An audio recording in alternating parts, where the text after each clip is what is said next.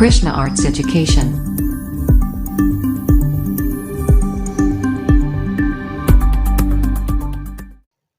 Hello friends, welcome है आप सभी का आपके इस कृष्णा आर्ट्स एजुकेशन चैनल में, जो बोर्ड एग्ज़ाम की तैयारी करवाने के लिए नंबर 1 यूट्यूब चैनल है।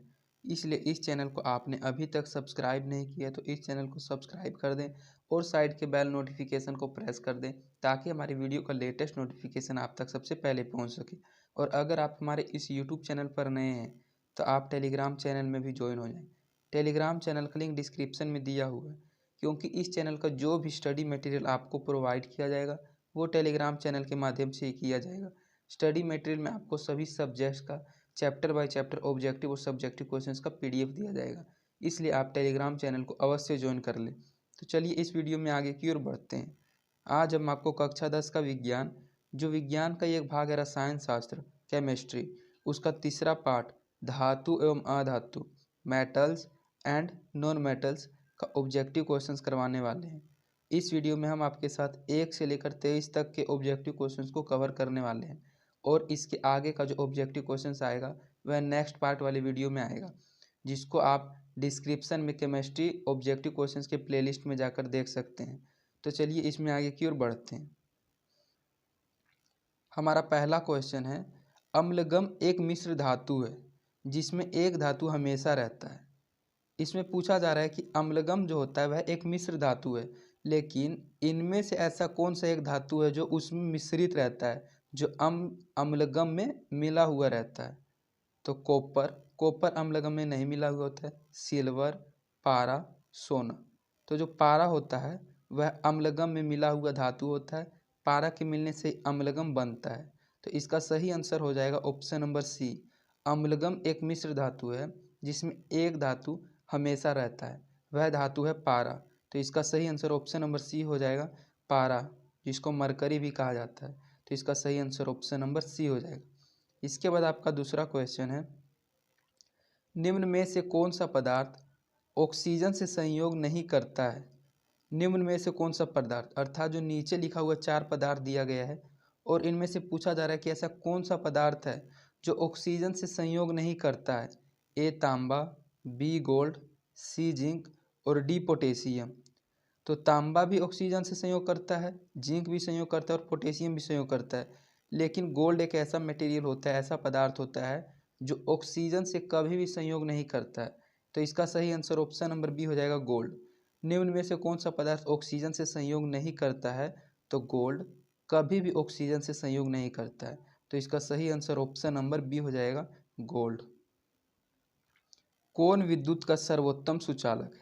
ये 4 पदार्थों का आपको नाम दिया गया है और इनमें से पूछा जा रहा है कि इन चारों पदार्थों में से विद्युत का सबसे अच्छा, सबसे उत्तम सुचालक, सबसे अच्छा कंडक्टर कौन सा है। A C U, B A G, D A L और डी एफ ई।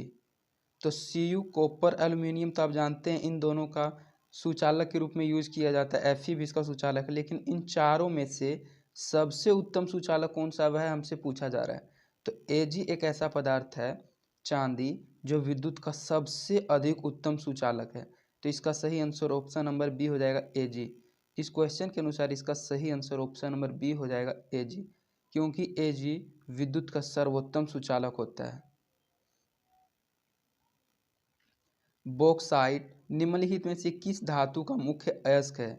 ये 4 धातु दिया गया है, ए लोहा, बी कैल्शियम, सी सोडियम और डी एल्यूमिनियम। और पूछा जा रहा है कि इन चारों धातुओं में से जो बॉक्साइट है वह किसका अयस्क है। तो बॉक्साइट आप जानते होंगे ये लोहा का अयस्क नहीं है, कैल्शियम का भी नहीं, सोडियम का नहीं, एल्यूमिनियम का। एल्यूमिनियम के 3-4 अयस्क हैं, जिनमें से एक अयस्क बॉक्साइट भी है।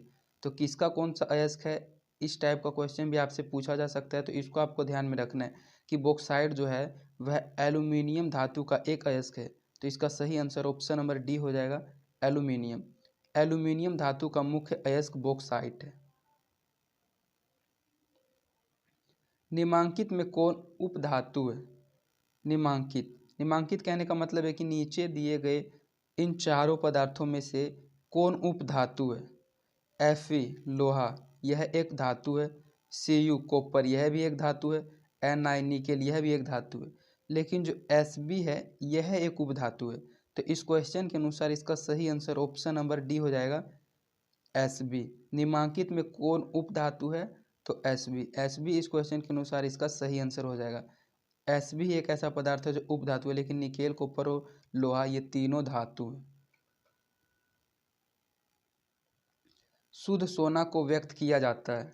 जो शुद्ध सोना होता है वह कितने कैरेट का होता है? 22 कैरेट का, 24 कैरेट का, 20 कैरेट का या 12 कैरेट का? तो जो शुद्ध सोना होता है वह 24 कैरेट का होता है। ये सभी बात आपने मार्केट में भी सुना होगा, क्योंकि जो सोनार होता है, सोना को बेचता है, वह शुद्ध सोना के बारे में बताता है कि शुद्ध सोना 24 कैरेट का होता है, लेकिन जब उसमें मिलावट करके उससे ज्वेलरी वगैरह बनाए जाते हैं तो वह 22 कैरेट का हो जाता है। लेकिन इसमें आपसे पूछा जा रहा है कि जो शुद्ध सोना होता है वह कितने कैरेट का होता है? तो शुद्ध सोना 24 कैरेट का होता है। तो इसका सही आंसर ऑप्शन नंबर बी हो जाएगा 24 कैरेट। शुद्ध सोना को व्यक्त किया जाता है 24 कैरेट में। पीतल है। पीतल एक पदार्थ का नाम दिया गया है और आपसे पूछा जा रहा है कि पीतल एक धातु है या अधातु है या मिश्र धातु है या उपधातु है। तो जो पीतल है वह ना ही धातु और ना ही अधातु है, वह बहुत सारे धातुओं से मिलकर बना है। तो जो अन्य धातुओं से मिलकर बनता है उसे मिश्र धातु कहा जाता है। तो इसका सही आंसर ऑप्शन नंबर सी हो जाएगा मिश्र धातु। पीतल एक मिश्र धातु है। इसका सही आंसर ऑप्शन नंबर सी हो जाएगा मिश्र धातु। निम्नलिखित में से किसे चाकू से काटा जा सकता है? यह भी एक बहुत ही इंपॉर्टेंट क्वेश्चन है कि पूछा जा रहा है कि इन चारों पदार्थों में से ऐसा कौन सा पदार्थ है जिसको आप चाकू से काट सकते हैं? A lithium, B calcium, C copper और डी आयरन। तो आप जानते होंगे आयरन लोहा, इसको तो आप चाकू से नहीं काट सकते हैं। बी कॉपर, इसको भी आप चाकू से नहीं काट सकते हैं। और बी कैल्शियम, इसको भी आप चाकू से नहीं काट सकते हैं। लेकिन लिथियम जो पदार्थ को आपने अभी तक देखा भी नहीं होगा, सिर्फ इसका नाम सुना होगा, यह एक ऐसा पदार्थ होता है जो इतना मुलायम होता है, इतना सॉफ्ट होता है, जिसको आप चाकू से काट सकते हैं। तो इसका सही आंसर ऑप्शन नंबर ए हो जाएगा लिथियम। लिथियम को चाकू से काटा जा सकता है। निम्नलिखित में से किसे चाकू से काटा जा सकता है? तो लिथियम को। इसका सही आंसर ऑप्शन नंबर ए हो जाएगा लिथियम। निम्न में कौन आयनिक यौगिक है? इन चारों में से ऐसा कौन सा पदार्थ है जो आयनिक यौगिक है? ए CH4, बी CO2, सी CaCl2 और डी NH3। तो जो आयनिक यौगिक है वह CaCl2 है। तो इसका सही आंसर ऑप्शन नंबर सी हो जाएगा CaCl2। निम्न में कौन आयनिक यौगिक है? तो CaCl2। इसका सही आंसर ऑप्शन नंबर सी हो जाएगा। निम्न में कौन अधातु है? इससे पहले आपसे घुमा के क्वेश्चन भी पूछा जाता है। इससे पहले क्वेश्चन में आपसे पूछा गया था कि पीतल क्या है? तो पीतल एक मिश्र धातु था, लेकिन इसमें से उसका विपरीत क्वेश्चन पूछा गया कि निम्न में से अधातु कौन सा है? AFe, BC, DAl और CAl और DAu। तो ए होता है Fe लोहा, सी होता है Al एल्यूमिनियम, डी होता है Au एल्यूमिनियम। तो ये सभी एल्यूमिनियम के अंश है, लेकिन जो सी होता है कार्बन, वह एक अधातु है, वह धातु में नहीं गिना जाता है। तो इसका सही आंसर ऑप्शन नंबर बी हो जाएगा सी। निम्न में कौन अधातु है? तो सी। इसका सही आंसर ऑप्शन नंबर बी हो जाएगा सी। सक्रियता श्रेणी में हाइड्रोजन के ऊपर के धातु। एक श्रेणी होता है जिसको सक्रियता श्रेणी कहा जाता है, जिसके बारे में आपने पाठ में पढ़ा होगा, और अगर आपने पाठ में नहीं पढ़ा होगा तो आप पाठ को भी पढ़ लें।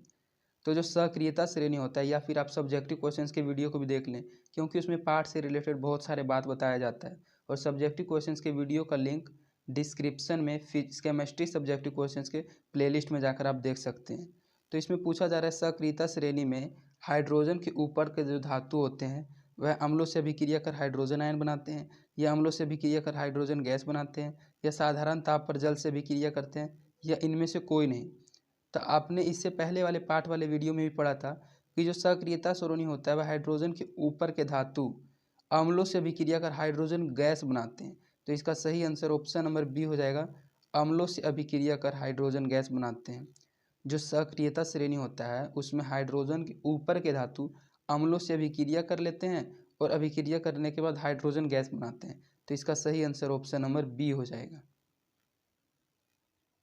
उच्च विद्युत धनात्मकता के कारण धातु के परमाणु बनते हैं। जब उच्च विद्युत धनात्मकता होता है तो उसके कारण धातु के परमाणु कैसे बनते हैं? धन आयन, बी ऋण आयन, सी उदासीन आयन या डी सहसंयोजक बंधन। तो जब उच्च विद्युत धनात्मक के कारण धातु का परमाणु बनता है, जब उच्च विद्युत धनात्मक के कारण बनाया जाता है तो वह धन से रिलेटेड बनता है, अर्थात धन आयन, पॉजिटिव। तो इसका सही आंसर ऑप्शन नंबर ए हो जाएगा, धन आयन। जब उच्च विद्युत धनात्मकता के कारण धातु का परमाणु बनता है, वह धातु का परमाणु धन आयन होता है। तो इसका सही आंसर ऑप्शन नंबर ए हो जाएगा, धन आयन। धातु के ऑक्साइड सामान्यतः होते हैं। जो धातु के ऑक्साइड होते हैं वह सामान्यतः क्या होते हैं? ए अम्लीय, बी क्षारकीय, डी सी उभयधर्मी और डी उदासीन। तो जो धातु के ऑक्साइड होते हैं वे सामान्यतः क्षारकीय होते हैं। तो इसका सही आंसर ऑप्शन नंबर बी हो जाएगा, क्षारकीय। धातु के ऑक्साइड सामान्यतः होते हैं क्षारकीय। अयस्क से चुंबकीय अशुद्धियों को दूर करने के लिए जो विधि प्रयुक्त होती है वह है, जब अयस्क से चुंबकीय अशुद्धि को दूर किया जाता है तो उस दूर करने वाली विधि में जिस विधि का प्रयोग किया जाता है वह विधि कौन सी है? ए हाथ से चुनने की विधि, बी गुरुत्वीय पृथक्करण विधि, सी फेन प्लवन विधि और डी चुंबकीय पृथक्करण विधि। तो जब अयस्क के चुंबकीय अशुद्धि को दूर करने के लिए जो विधि होता है वह विधि चुंबकीय पृथक्करण विधि होता है, क्योंकि चुंबकीय पृथक्करण विधि से चुंबक एक तरफ हो जाता है और धातु के अयस्क एक तरफ हो जाता है, जिससे उन लोगों को पदार्थ को प्राप्त करने में आसानी होती है। तो इसका सही आंसर ऑप्शन नंबर डी हो जाएगा, चुंबकीय पृथक्करण विधि। चुंबकीय पृथक्करण विधि से ही अयस्क से चुंबकीय अशुद्धि को दूर किया जाता है। तो इसका सही आंसर ऑप्शन नंबर डी हो जाएगा, चुंबकीय पृथक्करण विधि। इसके बाद उसी से रिलेटेड आपका दूसरा क्वेश्चन है कि सल्फाइड अयस्कों का सांद्रण किया जाता है। जो सल्फाइड अयस्क हो जाता है वही क्वेश्चन रिलेटेड है कि इसको किस तरह से प्राप्त किया जाता है, या इसका सांद्रण कैसे किया जाता है? ए हाथों से चुनकर, बी निक्षालन द्वारा, सी फेन प्लवन द्वारा और डी निस्तापन द्वारा।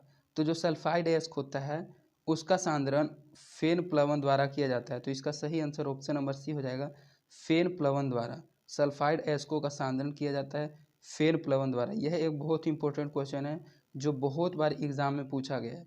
तो इस क्वेश्चन को आपको अच्छे से ध्यान में रखना है कि जो सल्फाइड अयस्क होता है उसका सांद्रण हमेशा फेन प्लवन विधि द्वारा किया जाता है।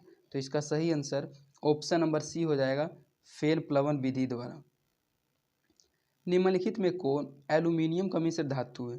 ये चार धातुओं का नाम दिया गया और इनमें से पूछा जा रहा है कि इनमें से ऐसा कौन सा धातु है जो एल्यूमिनियम का ही मिश्र धातु है? ए मैग्नीशियम, बी जर्मन सिल्वर, सी पीतल और डी कांसा। तो मैग्नीशियम एक ऐसा धातु है जो एल्यूमिनियम का ही एक मिश्र धातु है। तो इसका सही आंसर ऑप्शन नंबर ए हो गया है, मैग्नीशियम। निम्नलिखित में कौन एल्यूमिनियम का मिश्र धातु है? तो मैग्नीशियम ही एक ऐसा धातु है जो एल्यूमिनियम का मिश्र धातु है। तो इसका सही आंसर ऑप्शन नंबर ए हो जाएगा, मैग्नीशियम।